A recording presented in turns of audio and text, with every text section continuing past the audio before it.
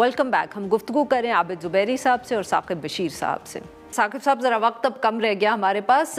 ये बताइएगा कि ये जो हफ्ते के दिन सज़ा अनाउंस हुई इमरान खान साहब की और उनकी बेगम की, ये केस इतना आगे प्रोसीड कर चुका था कि अब हम सज़ा का इंतज़ार कर रहे थे? It was rather abrupt. कोई ये प्लीज़ बताएं कि केस तो आगे बढ़ चुका था। ये दिसंबर 2024 में शुरू हुआ था और दिसंबर 2025 में फैसला आया। 16 अक्टूबर को इस पे आर्गूमेंट्स हो चुके थे। अच्छा। क्योंकि दरमियान में 1.5 माह इसकी हेयरिंग नहीं हुई, तो इसलिए उसकी कोई खबर नहीं चली।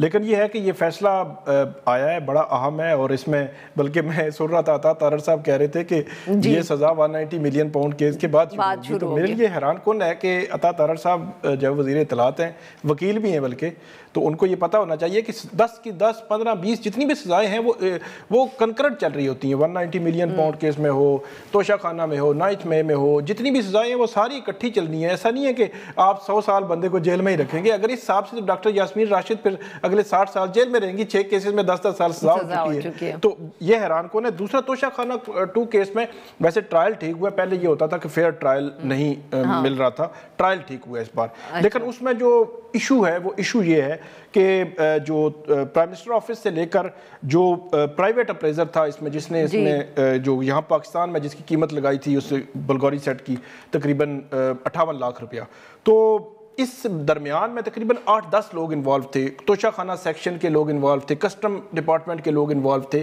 तो ये पूरी एक चेन बनती है। तो अब प्राइम मिनिस्टर से लेकर सुहेब अब्बासी तक दरमियान में जितनी चेन है वो उन्होंने निकाल दी है और इन दो जो वो इनको मुलजिम बना दिया। तो मेरा ख्याल है ये चीज़ जो है नेक्स्ट जाके कहीं अपील में उनको फ़ायदा दे सके। लेकिन अब मसला ये है कि 190 मिलियन पाउंड केस में 1 साल पहले सजा अपील ही नहीं लग रही। उनकी सजा मुअत्तल ज़मानत की दरखास्तें जो नहीं लग रही। और अब भी मुझे नहीं लगता कि जल्दी उनको जो है उनकी अपीलें लगेंगी। जब लगेंगी तो फैसले तो तब आने हैं। ये तब देखा जाएगा ना उस केस में है कुछ अच्छा केस बना है या नहीं बना। वो तो फिर सर अब जब तक सियासी सूरत हाल तब्दील नहीं होगी अपील भी नहीं लगेगी। जी आबिद ज़ुबैरी साहब, सर योर कमेंट्स। अब मेरे ख्याल में ज़्यादातर फैसलों में तो अब केसेस में फैसले आ गए इमरान खान साहब के खिलाफ, जैसे भी आए हैं। और जैसे साकिब साहब कह रहे हैं कि अब अपील की तो गुंजाइश कम ही लगती है।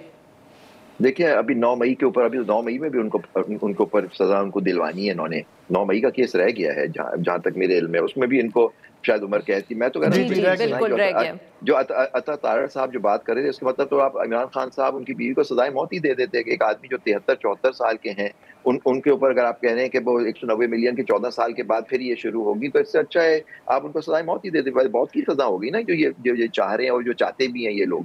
तो लेकिन आप देखिए कि शुक्र करें कि इसके अंदर देखिए इस केस को लगा ही नहीं। आप देखें अभी जैसे साकिब साहब कह रहे थे पिछली वाली वो सस्पेंशन अपील का नंबर तो आया नहीं है, सस्पेंशन ऑफ सेंटेंस की एप्लीकेशन उनकी नहीं लग रही है 1 साल से। जो इस केस में भी अपील फाइल होगी उसकी होगी सेक्शन 426 में। लेकिन वो इसलिए नहीं लगेगी कि वो चलेगी तो अगर फैसला खिलाफ भी करते हैं उसको अपहोल्ड करते हैं उस फैसले को, इसकी अपील फेडरल कोर्ट में नहीं जाएगी, वो जाएगी सुप्रीम कोर्ट में। वहां कोई चांस है कि कोई रिलीफ उनको मिल जाए। इसलिए वे मेरे ख्याल से यहाँ चलाएंगे ही नहीं इसको केस को, ताकि यहीं लटका रहे, ताकि सुप्रीम कोर्ट ना जा सके। पिछले इशू पे फेडरल कोर्ट की बात कर रहे थे कि फेडरल कोर्ट इस पे फैसला करेगी। मैं थोड़ा सा अदब के साथ इनसे थोड़ा सा इख्तिलाफ करूंगा। मैं नहीं समझता कि जी फेडरल कोर्ट में भी उनको कोई रिलीफ मिल सकती है। जहांगीरी साहब सर क्यों कह रहे हैं आप ये? कोर्ट भी तो स्पेशल कोर्ट ही बनाई गई है ना इन्हीं के लिए। सारी कॉन्स्टिट्यूशनल पटिशंस जो है अपने मर्जी के जजेस के लगा के और उसकी अपीलें जो दी गई हैं वो फेडरल कोर्ट में दे दी गई। वहां भी तो जजेस जो अभी अपनी मर्जी के फिलहाल लगे हैं सारे। जी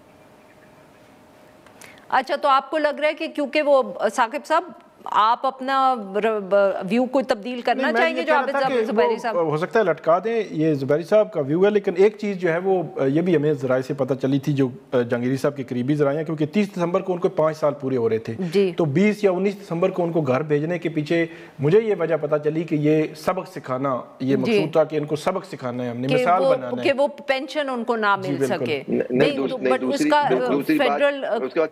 उसके बाद अगर 40 डिग्री का इशू बनता है तो क्रिमिनल केस भी हो सकता है, ये भी याद रखिएगा। जी बिल्कुल बिल्कुल बिल्कुल। यानी कि वो क्रिमिनल प्रोसीडिंग भी कर सकते हैं जहांगीरी साहब। बिल्कुल करेंगे। बहुत बहुत शुक्रिया हमारे 2 मेहमानों का, उन्होंने हमारे लिए वक्त निकाला। नाजरीन आज के लिए बस इतना ही। Will be back tomorrow at the same time.